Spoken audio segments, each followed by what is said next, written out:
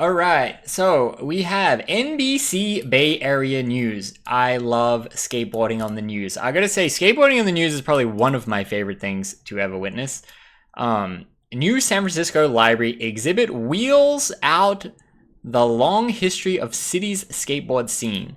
I have no comment on my thoughts and feelings of San Francisco, but it was the first place I ever moved in America and is very, very historic in the skateboarding world. So it is cool to see. I'm interested to see what is going to go down. It seems like there's some kind of museum or something, which is cool. Like it's awesome whenever like sort of mainstream popularity kind of like gives like a nod to skateboarding. So let's see what's up.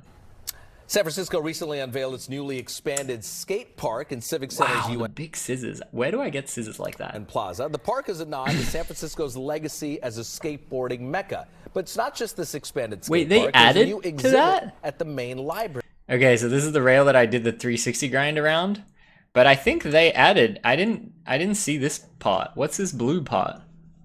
Little pump track action. Mecca. But it's not just this expanded skate park. There's a new exhibit Yeah, they at the expanded main it. library. NBC's Joe Rosado Jr. takes us Looks like a inside. fun park. It's a great park. Very cool design. Not boring Street League Olympic mirror design, which is a really, really cool design. Area choice, no comment. Safety at park, It's not a spot. no comment. It's the hills. It's the city itself. On its sidewalks, in its plazas. See, that's PS7, skateboarding extremely has become famous. a San It's Franciscan funny that this is on the news because like the longest time Sidewalks. the city didn't like people skating, or the longest time people skated there. Then the city didn't like it, and this got all like renovated and put wood on there and skate stoppers, skate stoppers, skate stoppers. Someone finally took them all off and like re-concreted it to make it skatable again, and then now the In its news is like, plazas, yeah, what a great place to skate. Skateboarding has become as San Franciscan as sourdough bread. Thousands of miles from step to What curb, park and is it's that? really the concrete that draws skateboarders here. Though it's known for its underground eyes. street cred, Nollie the heel city's front nose, let's legendary go. skateboard scene is now getting some official city props with a new exhibit in the city's main library. We planned this exhibition as a tribute and a kind of love letter to skateboarding and to Chico Brenes, SF dude, OG. this scene and the time that Damn, they got like bricks from iconic stuff. That's kind of crazy. at least for me, was so deeply influential. Ted Barrow is the San Francisco skateboarder who put together this salute to the local skate scene. Cruising down the street sounds chill. This is death-defying. It's not hard to see why the It wouldn't be skating on the news without a Sounds little chill. This is GoPro on the death-defying. board action. It's so funny. I always say like the newspaper shot is like a shot of a skater doing an ollie, no obstacles in frame, just them in the sky. And then like this GoPro on the board is equally like news. It's not Like, hard why? to see why the city became such a global skating destination. Post-World Yeah, see War how it's II like new concrete from the skater who took the skate stoppers off? These markings used to be skate stoppers this. So I always find it kind of funny that like, I mean, what power does the news have really? But they're like, oh yeah, skating's so cool here. It's like, no, the city hated people skating here and they did everything they could. They spent thousands and thousands of dollars to not get them to skate there. Then someone committed a crime renovating this, making it skatable, and then now you'd be like, oh, San Francisco loves skaters. It's like, yeah, okay, pick a side. such a global skating destination. Post-World War II construction filled San Francisco with Yeah, the that's kinds of cement curbs and benches skaters love.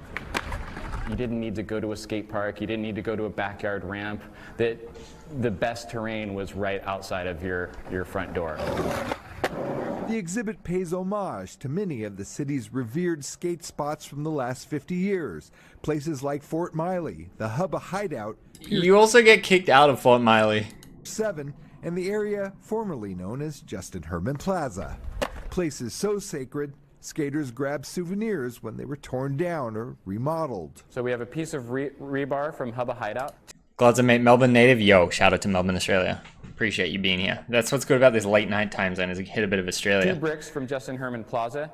This brick in Rebar, particular bro. was signed by all of the locals. Thrasher magazine was founded here in 1981. San Francisco is also home to a lot of kind of legendary skate.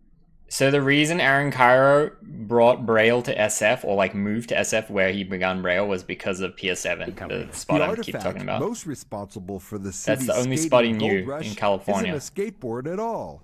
It's a video camera, the kind that in the 80s broadcast the feats of San Francisco skaters across the globe. Yeah. People would come from around the world to go to Embarcadero, and they would just show up, and they would see the Yeah, most so this is legendary PS7 again. This is locals Cairo and era. traveling Imagine they just played a skateboarders. clip of Cairo. The central piece in the show is a tribute Glad to see skateboarding will be part of the 2020 Los Angeles Olympics. Do you think you'll take part? to I one mean, of those I'll go and legends. watch. It's a rail I that will once not be stood near competing. Union Square, But I went to where one day the in Paris year one, 2000, like to watch. A skater named John Cardiel. It's interesting to see how much it's decided changed. Landed Like, the if you 50 told this version of Cardiel, yo, skating's in the Olympics, I mean, I don't want to put words in his mouth, but he would probably have an interesting reaction. 50 within 3 tries. Every skateboarder in the world recognizes exactly what this rail is. This is the one and only time that rail has ever been skated. Skateboarders really look at the city and the urban landscape in a totally different way than the normal person who's just sort of walking through the city. Curator. Over the What does that mean? Does that mean the person that owns the art exhibition hall? Over the decades, many have complained about the damage done by skateboarders, but Barrow sees it differently. I look at all the, grind and slide marks and the patina that accrues on these ledges as like loving embrace.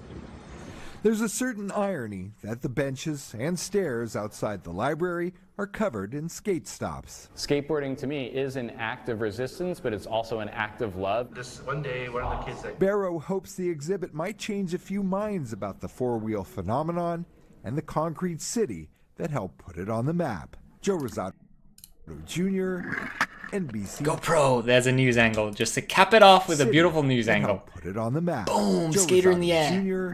Jr. Whoa, over the camera? Nah, I don't want to sound too negative. Like, it's cool that the mainstream skateboarding has mainstream popularity and there's an art exhibition for skateboarding history. Hell yeah, super sick. But I do find it like a little bit like they kind of, it's like, yeah, now skateboarding's popular, now we like it. And they like a little bit disingenuous some of the stuff they say, but overall sick. Like, hell yeah, super cool. Curator is somebody who runs the show, basically. Okay, sick.